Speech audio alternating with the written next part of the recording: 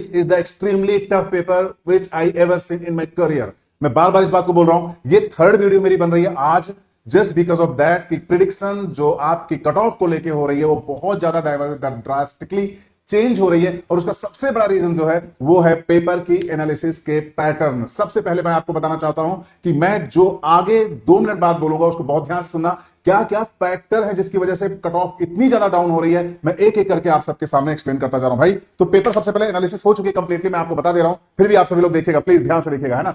तो पहला आपके यहां पे जो नीट के कट ऑफ डाउन होने का सबसे बड़ा रीजन है वो है कि आपका जो फिजिक्स का पेपर था वो एक्सट्रीमली टफ था, हार्ड था बेटा, हार्ड। मतलब टीचर्स को, कई ढेर सारे इंस्टीट्यूट में टीचर्स भी 2-2 घंटे तक बैठे रह गए, नहीं सॉल्व कर पाए। ये सबसे पहला रीजन था। Okay done. दूसरा बताते हैं, केमिस्ट्री मॉडरेट ऑडिट नहीं थी, हार्ड की तरफ थी, यानी हार्ड थी।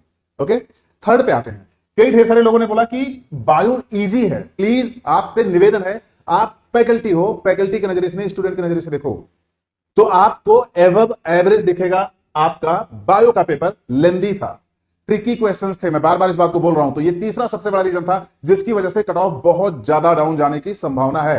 फिर मैं बता रहा हूं, चौथा पॉइंट सबसे इंपॉर्टेंट था, स्टूडेंट्स का डिप्रेशन। नीट लीक की वजह से स्टूडेंट बहुत ज्यादा डिप्रेस थे इस बात को लेके कि क्या दोबारा नीट उतना शानदार तरीके से हो पाएगा या नहीं हो पाएगा। ये लगातार बच्चों के अंदर एक प्रॉब्लम चल रही थी। स्टूडेंट ट्रस्ट लॉस कर चुका था, वो दोबारा अपने आप को प्रिपेयर नहीं कर पा रहा था, वो दोबारा कोप अप नहीं कर पा रहा था, क्योंकि 45 डेज का जो टाइम पीरियड हमको दिया गया था उसमें कई ढेर सारी न्यूज, कई ढेर सारे अपडेट्स हमको करने थे, जिससे स्टूडेंट बिल्कुल एक ट्रैक पे नहीं था, जिसकी वजह से वो अपने जो प्रिपरेशन है उसको परफेक्ट कर पाए।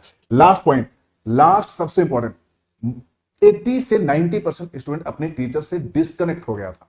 यह सबसे बड़ा रीजन है। मैं पहले बता दूं आपको कि अगर आप अपने टीचर से डिस्कनेक्ट हुए, इसका मतलब आपका जो सिलेक्शन है थोड़ा बहुत तो इंपैक्ट आएगा उससे, चाहे जो हो जाए। और हम पिछले लगभग 2 महीने से टीचर से कंप्लीटली डिस्कनेक्ट है।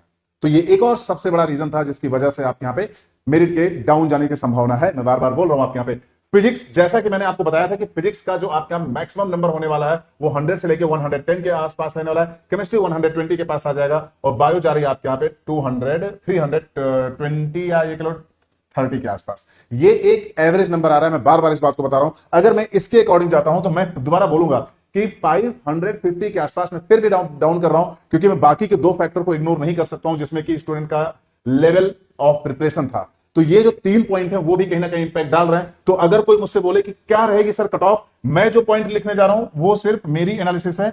बार बार इस बात को बोल रहा हूं कि 530 से लेके इसी पे प्लस माइनस 10 आप ऐड कर लीजिए, बस। माइनस की होने की संभावना कम है, प्लस ही हो सकता है बस, लेकिन 530 के